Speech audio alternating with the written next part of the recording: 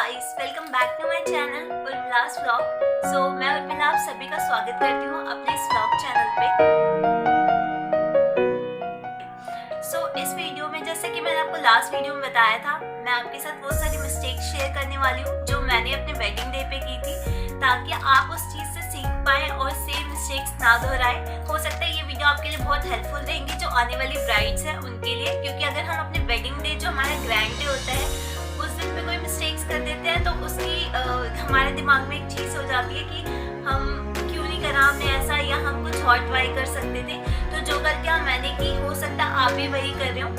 इस वीडियो में मैं आपके साथ यही मिस्टेक शेयर करूँगी।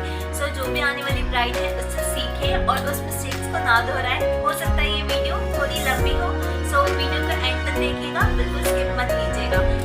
बिना किसी डिले के वीडियो को स्टार्ट करते हैं। जो मैंने की थी वो ये थी कि मैंने कभी भी लाइफ में मेकअप नहीं करवाया था। मेरा जो फर्स्ट मेकअप मैंने पार्लर में करवाया वो अपने वेडिंग डे पे करवाया था। मैं आपसे यही रिक्वेस्ट करूंगी कि अगर आप कहीं पे पार्लर डिसाइड करते हैं तो आप एक बार चेक कर लीजिए वो कैसा मेकअप करते हैं या नहीं करते। बिकॉज मुझे रैंडमली ही किसी ने कहा कि आप इस पार्लर से करवा लो, बहुत अच्छा मेकअप करते हैं, तो मैंने वहाँ से बुकिंग कर ली और अपने वेडिंग डे पे करवा लिया। और मैंने कुछ ऐसा चेक नहीं किया कि मतलब वो कैसा मेकअप करते हैं या नहीं करते। तो मुझे जो अपना मेकअप है वेडिंग डे पे बिल्कुल अच्छा नहीं लगा, वो एक मेकअप डिजास्टर था। तो अगर आपको यकीन नहीं आ रहा तो मैं फोटो स्क्रीन पे शेयर कर दूंगी, आप देख सकते हैं फेस कितना हैवी लग रहा है। कभी भी आप अगर अपनी वेडिंग डे पे पार्लर बुक करने जा रहे हैं तो आप उसका बहुत ध्यान रखिए कि वो कैसा मेकअप करते हैं या फिर कितना टाइम लगाते हैं। बिकॉज उन्होंने जितना टाइम एक ब्राइड को लगना चाहिए उससे कम टाइम में और बहुत ईजिली मेरा ऐसे ही मेकअप करके मुझे भेज दिया था। वो मुझे बहुत बेकार लग रहा था। तो मैं कुछ कह भी नहीं पाई उस टाइम पे क्योंकि टाइम भी नहीं था और मैंने रैंडमली ही बुक किया था। तो इस वजह से आप बहुत पहले से प्रिपरेशन कर लीजिए कि आपको कौन से पार्लर में जाना है, वो कैसा मेकअप है, कैसा लुक चाहिए, आप पहले से डिसाइड करके जाइए, तो वो आपके लिए बेटर रहेगा। मिस्टेक नंबर 2, मैंने क्या मिस्टेक की, जब मैं लहंगा लेने गई थी अपना तो मुझे लहंगे के साथ सिर्फ एक चुन्नी मिली थी। तो जो चुन्नी मुझे मिली थी रेड लहंगे पे रेड चुन्नी थी। तो मुझे जैसे कि आजकल बहुत ट्रेंड में चल रहा है, अगर रेड लहंगा है तो आप गोल्डन चुन्नी ले सकते हैं, अगर पिंक लहंगा है तो ग्रीन। मतलब कुछ भी कॉन्ट्रास्ट में होना चाहिए, बिल्कुल सेम मत लीजिए क्योंकि वो बहुत अजीब दिखता है आजकल। जैसा मेरा लहंगा था रेड और मेरी दोनों चुन्नी रेड हो गई थी और ऊपर से मेरी जो ज्वेलरी थी वो ज्वेलरी भी मैंने गोल्डन ले ली थी एंड बहुत ही हैवी रेड एंड गोल्डन हो गया था। वो बिल्कुल भी अच्छा नहीं लग रहा था। आप अगर अपना लहंगा लेने चाहते हैं तो पहले तो चुन्नी आपकी जो हो वो कंट्रास्ट में हो तो वो बहुत अच्छी रहती है और आपको बहुत अच्छा लुक देती है। तो आप मेरा लुक देख सकते हैं कैसे रेड एंड गोल्डन हो चुका था। तो उसकी फोटो भी मैं आपसे स्क्रीन पे शेयर कर देती हूँ।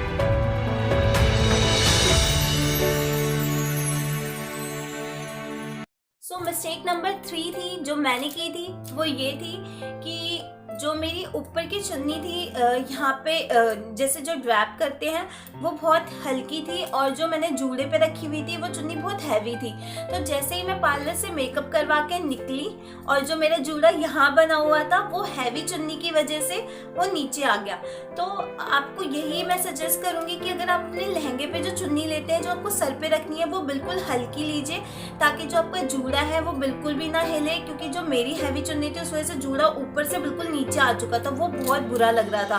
तो आप इस चीज को ध्यान रखिएगा, कभी भी अपने लहंगे के साथ चुन्नी लेने जाते हैं तो वो बिल्कुल हल्की होनी चाहिए जूड़े पे रखने के लिए। इस इमेज में नोटिस कर सकते हैं जूड़ा कितना नीचे है। मिस्टेक नंबर 4 ये थी कि जो मैंने लहंगा बनवाया था उस लहंगे में जो केन लगी हुई थी वो बहुत ही हैवी थी और मैं खुद भी हेल्दी थी। उस केन को संभालना बहुत ही मुश्किल हो रहा था मेरे लिए। अगर आप हैवी केन अगर बैलेंस कर सकते हैं तो आप लगवा सकते हैं, कोई इशू नहीं है।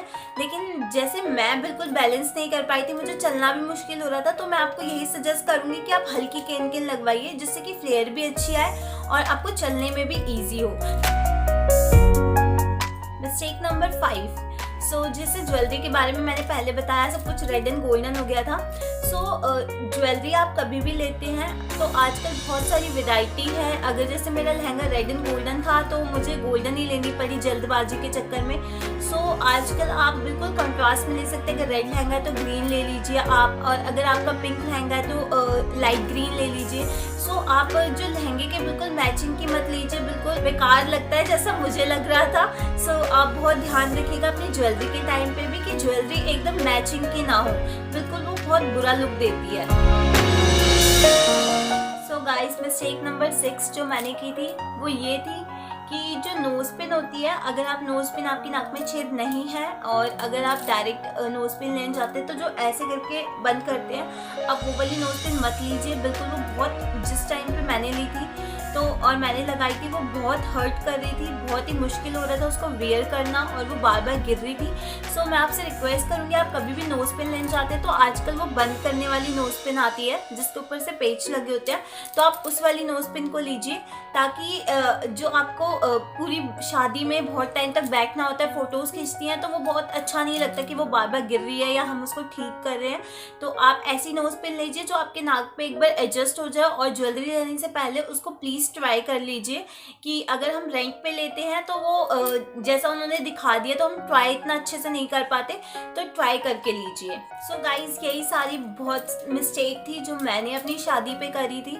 मैं चाहती हूँ कि आप ये सारी मिस्टेक्स ना करें, क्योंकि अगर ये सारी मिस्टेक्स होती है तो आपकी फ़ोटो भी अच्छी नहीं आती, आप खुद अनकम्फर्टेबल फील करते, कॉन्फिडेंट नहीं होते शादी के टाइम पे, और बहुत ही अजीब सा लगता है कि हमारा वेडिंग डे और हम अच्छे नहीं लग रहे। सो आपसे रिक्वेस्ट करना चाहूँगी कि आप सबसे पहले, आप अगर ब्राइड बन रहे हैं तो अपना पूरा प्रॉपर लुक सोच लीजिए अपने माइंड में कि आपको क्या क्या कैसा चाहिए, तो उसी तरीके से आप प्रिपेयर कीजिए और वही चीज़ें लीजिए। क्योंकि हम जब बाज़ार जाते हैं तो 100 चीज़ें देख के कंफ्यूज हो जाते हैं और जिसने जो बोला वही ले लेते हैं। तो अपने माइंड को प्रिपेयर करके कि आपको कौन सी चीज़ चाहिए, आपका लुक कैसा होना चाहिए वेडिंग डे पे, तो उसको डिसाइड करके आप रखिए ताकि वही चीज़ें आप कर पाएँ। नहीं तो बाद में मेरी तरह ही सोचना पड़ेगा कि काश मैं ये कर लेती और काश मैं वो कर लेती।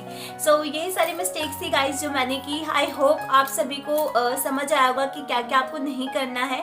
अगर आपको मेरी वीडियो पसंद आई हो तो वीडियो को लाइक कर दीजिए और अपने फ्रेंड्स के साथ शेयर कर दीजिए ताकि मैं आने वाली सारी वीडियोस आपके साथ शेयर कर पाऊँ। और अगर आपने अभी तक मेरे चैनल को सब्सक्राइब नहीं किया है तो चैनल को सब्सक्राइब कर लीजिए और बेल आइकन को क्लिक कर लीजिए ताकि आने वाली सारी वीडियोस आप देख पाएँ।